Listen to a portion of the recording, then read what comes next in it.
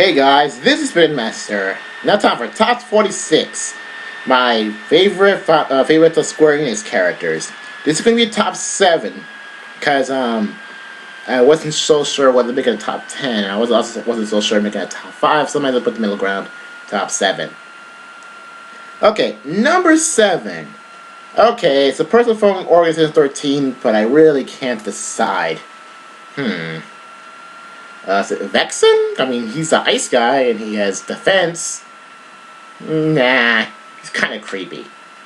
Who else? Syx? Well, I do use Syx in Days. I can't really say for sure. Kind of a jerk, though. How about Luxord?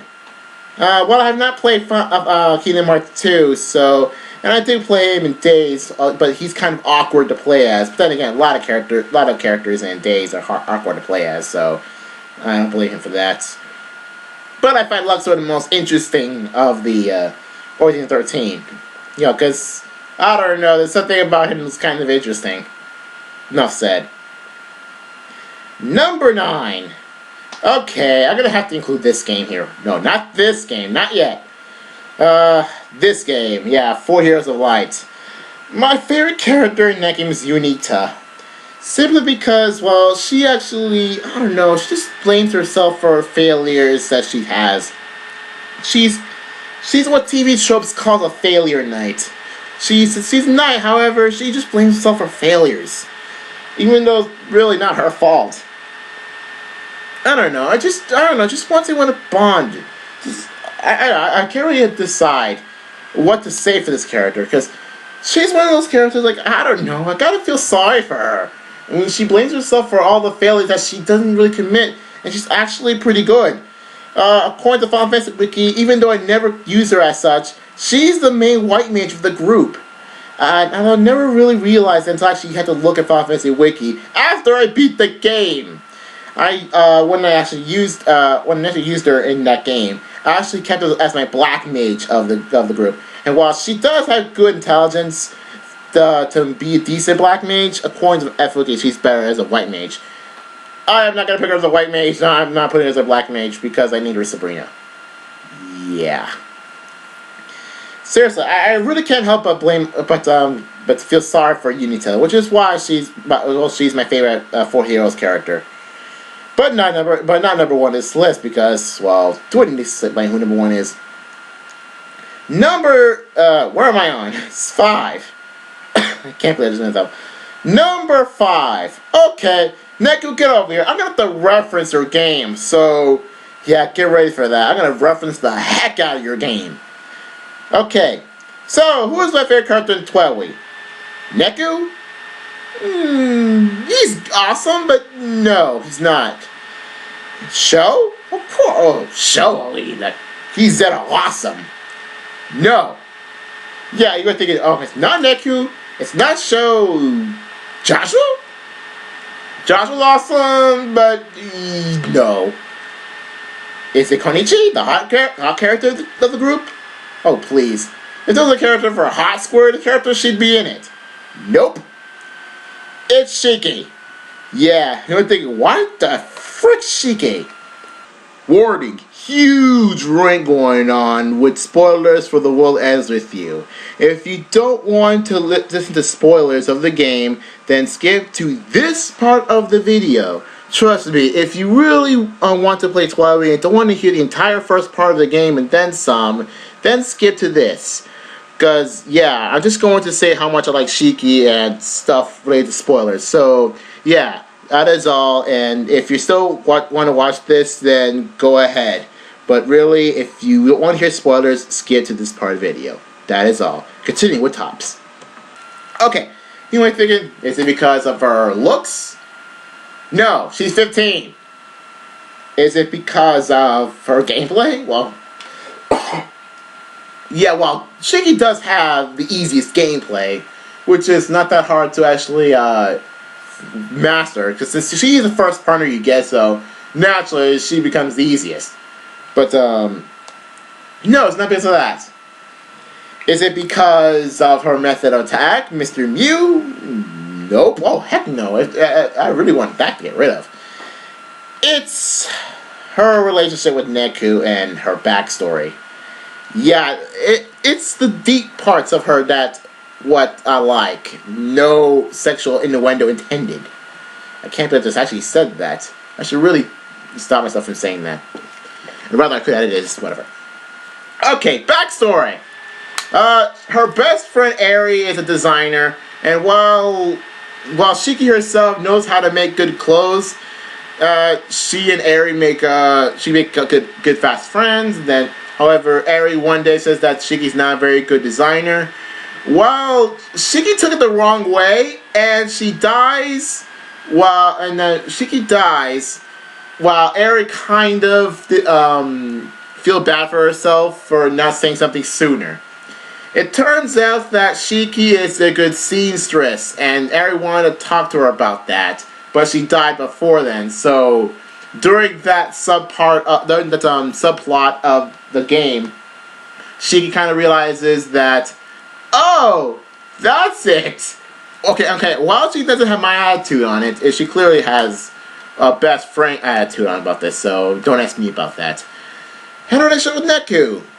Okay, at first when you meet her in the game, she can be like, okay, you're Neku, and you're this girl who's like suddenly up to your face says, form a bond with me, or form a pact with me, whatever.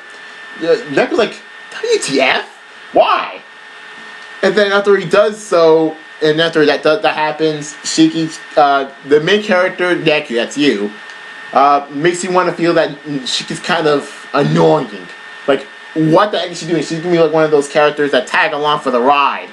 And like a certain character from Pug Coliseum, if you know what I mean.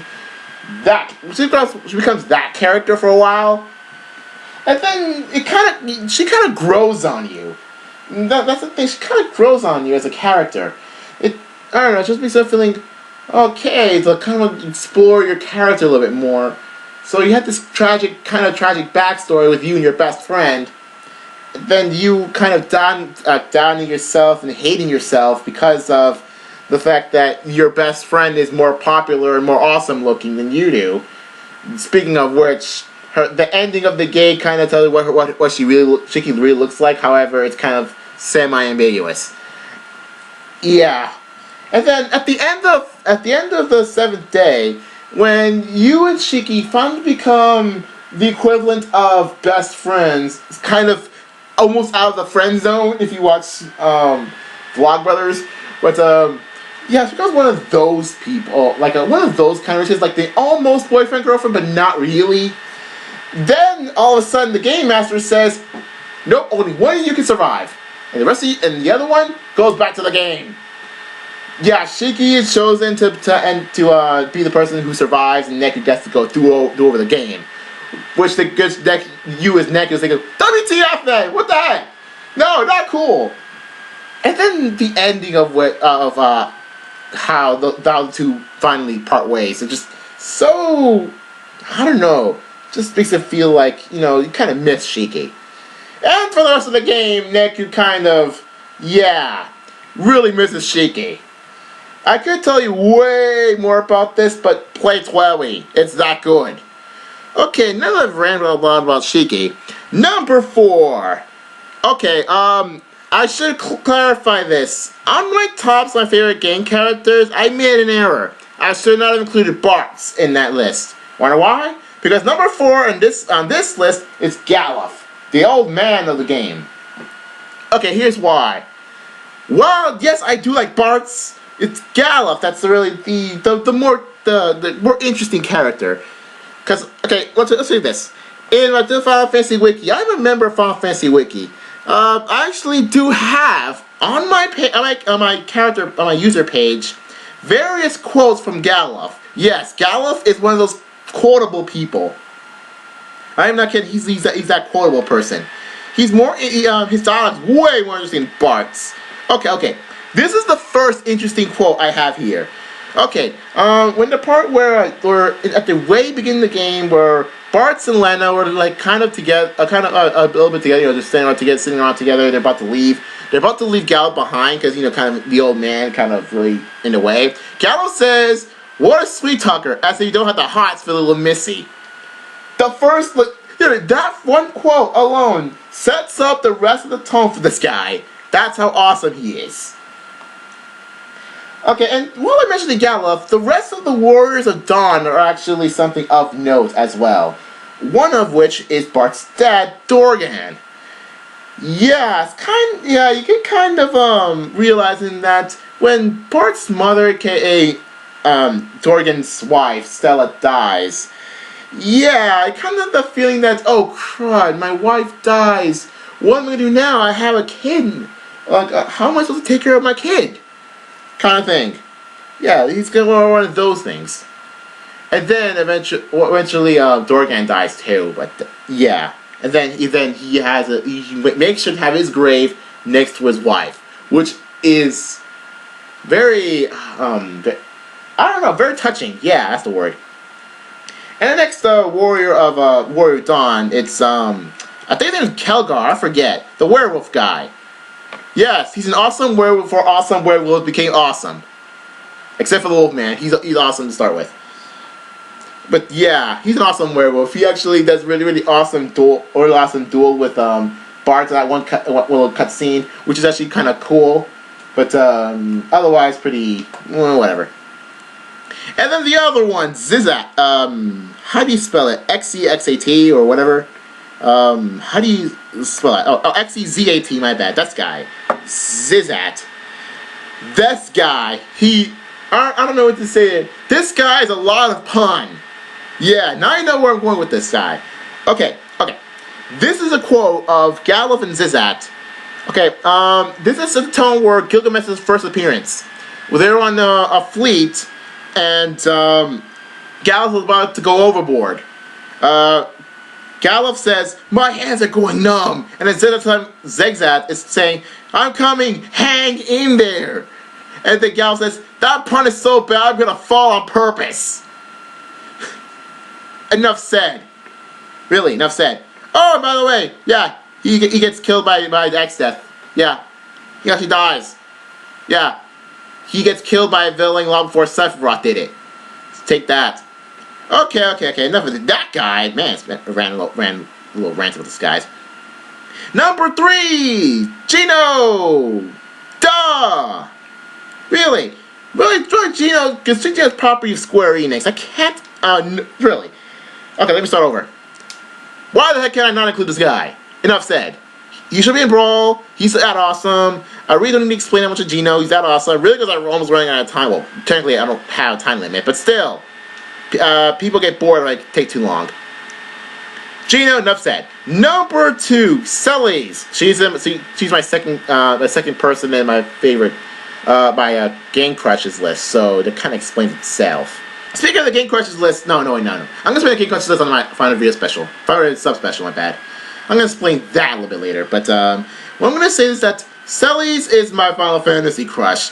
Almost like Knight's Commander Lightning, but back like a few years ago, it was me and Cellies, not me and Daisy or me and Sabrina. So yeah, Cellies was my Lightning, but before I stopped bothering with her, which is kind of odd. I can't believe I said that. Really, what's with me and saying things like that without even knowing what I'm saying? Okay, number 1. Y'all know what it is. So, I'm going to make a separate tops out of it. That's right. Nine tops for reasons why Big was my favorite character. Number 10. He sacrifices himself to progress the story, even though technically that part of the story is completely useless, as the ultimate spell kind of sucks, unless you have a bunch of level 16 spells, which really what the odds of you're going to have a lot of. So really, Ultimate's kind of useless, and Big would just sacrifice himself just because for a plot point, getting a MacGuffin that really completely useless, which is why number 10. Number 9, the fact that he keeps the princess in check. Yeah, when the Princess Hilda is around, so is Minwu, and when Minwu leaves and Hilda leaves, she gets kidnapped.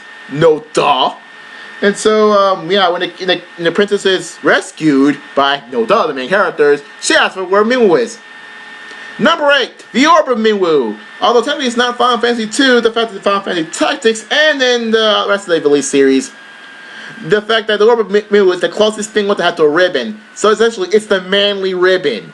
So if you don't like your guy wearing a ribbon, you can have the Orb of Minwu and be the second next best thing. Number 7, he eventually becomes the main character in the side story, The Soul Rebirth. Yeah, he actually becomes the main character, which is freaking awesome. Number 6, when he joins the party, he becomes prepared. Yeah, he got much higher HP, much higher MP, and a bunch of healing spells, and a bunch of useless spells. Who cares? They're awesome spells, and they're pretty helpful. Number 5, he's referenced in Final Fantasy IV as the sage you find in the city at the hometown of Palamporam. While I don't like Palamporam that much, the fact that he's referenced in another game is as a founder, as a great sage, that alone just says how awesome Minwu is. Number 4, he's the only male white mage in the series with a name and personality and stuff. Yes, as the other notable white mages are female, aside from generics, yeah, Min was the only guy there, so he's actually manly enough to take an otherwise girly job. But hey, I'm kind of part white mage, so yeah, love to the male white mages. Number 3, his attire. I don't know why. I just like. I don't know why I like his costume. Maybe that's why I like Rafa from Final Tactics. Which is wondering why the heck I didn't include her. Because Rafa. Okay, I gotta say this. Rafa has similar backstory to Rose from Fullmetal Alchemist. Yeah, they're both kind of made by Square-Enix. I don't like explain to it. Just go watch Fullmetal Alchemist to see Rose's thing, and just think Rafa is like her. It's like a female version of Minwu, but with Rose's backstory. And if you know Tactics, yeah, you probably seen enough of watch Fullmetal Alchemist for Rose. Yeah, I don't explain much. Just watch Fullmetal Alchemist if you don't get it. The early episodes of Fullmetal Alchemist, that is. Yeah. I don't know why. I just like their attire, their Middle Eastern white attire. Because of that, inspiration for the Mystic Nightjar, which is my third favorite class of the game. Or second favorite, yeah, third favorite class of the game. Yeah. Number 2, this is the most important one.